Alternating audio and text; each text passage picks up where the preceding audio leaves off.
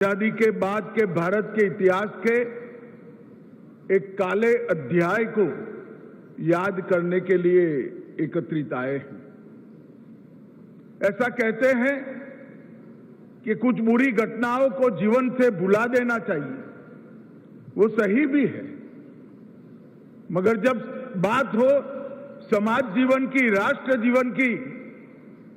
तब बुरी घटनाओं को चिरकाल तक याद रखना चाहिए, क्योंकि उसकी पुनरावृत्ति कभी न हो पाए। इसलिए देश का युवा और किशोर संस्कारित भी हो, संगठित भी हो और संघर्षरत भी हो। और इसीलिए हमारे प्रधानमंत्री नरेंद्र मोदी जी ने 25 तारीख का ये दिन संविधान हत्या दिन के रूप में मनाने का सरकारी निर्णय किया है। गृह मंत्रालय ने ही ये घोषणा की। जब ये निर्णय हो रहा था तब कई सारे विचार आए नाम के बारे में, और ऐसा भी लगा कि संविधान हत्या दिन एक प्रकार से थोड़ा कठोर शब्द है, निर्मम शब्द है, मगर सोच विचार कर ये दिन का नाम रखा गया, क्योंकि जिस प्रकार से आपातकाल में देश को एक जेल खाना बनाकर रख दिया था,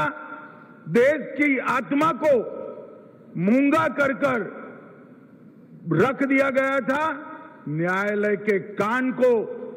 बहरा कर रख दिया गया था, लिखने वालों की कलम से स्याही ही निकाल दी गई थी, वो पूरे कालखंड का वर्णन इतने कठोर शब्दों के साथ ही करना चाहिए, तभी युवा पीढ़ी को मालूम पड़ेगा कि क्या हुआ था। मित्रों, आज यहां पर एक पुस्तक की भी विमोचन हुई, the emergency diaries years that forge a leader. ये नरेंद्र मोदी जी के आपातकाल के दौरान एक युवा संघ के प्रचारक के रूप में भूमिगत रहकर 19 माह तक जो आंदोलन जेपी के नेतृत्व में चला, नानाजी देशमुख के नेतृत्व में चला, वो आंदोलन में एक युवा कार्यकर्ता के नाते मोदी जी ने जिस प्रकार से संघर्ष किया, मीसाबंदी जो थे उनके घर में गए, उनकी परिजनों की पूछताछ की, उनके इलाज की व्यवस्था की, कई सारे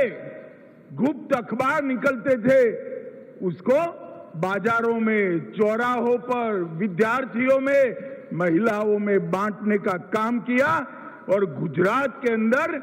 एक संघर्ष का नेतृत्व इस युवा अवस्था में 24-25 साल के युवा नरेंद्र मोदी ने किया। इसकी पूरी कहानी ये पुस्तक के अंदर समाहित है। इसके साथ साथ राष्ट्रीय स्वयंसेवक संघ और जनसंघ की भूमिका, लोक संघर्ष समिति का संघर्ष, और इसके साथ सत्याग्रह और जन जागरण की दिक्कतें, और नरेंद्र मोदी जी उस वक्त भूमिगत रहकर काम करते थे, कभी साधु, कभी सरदार जी, कभी हिप्पी, कभी अगरबत्ती बेचने वाला, या कभी अखबार डालने वाले फेरिया का काम कर ये सारे काम उन्होंने अंजाम किए थे। और आज देखिए, विधाता भी जब न्याय करता है तो किस तरह से करता है। जिस 25 साल के युवा ने उस वक्त कांग्रेस पार्टी की प्रधानमंत्री इंदिरा गांधी के तानाशाही विचारों का विरोध किया, घर घर जाकर, गांव गांव जाकर, शहर में घूमकर विरोध किया, आज वही व्यक्ति जिस काम के लिए इमरजेंसी डाली गई थी, परिवारवाद को प्रस्तावित करने के लिए, वो परिवारवाद को आज वही व्यक्ति ने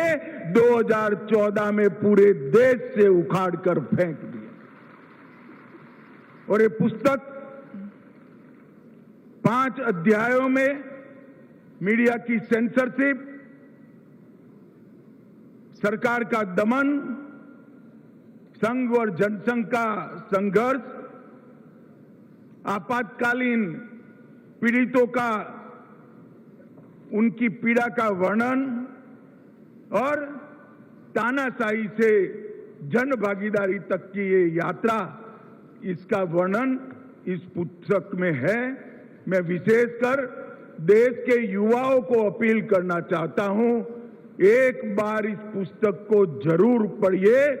आपकी ही आयु के एक युवा ने अपने शुरुआती दिनों में जिस प्रकार से तानाशाही के खिलाफ संघर्ष किया, वही युवा इस देश में लोकतंत्र की जड़ों को मजबूत करने वाला आज का प्रधानमंत्री नरेंद्र मोदी। मित्रों, 24 जून 75 की रात को आपातकाल लागू कर दिया गया और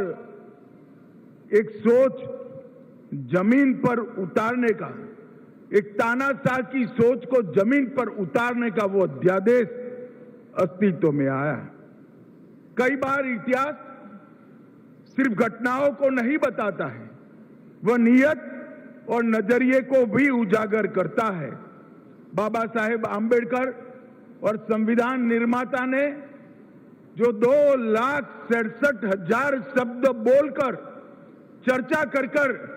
संविधान का निर्माण किया था, वो सारी चर्चाओं का अंत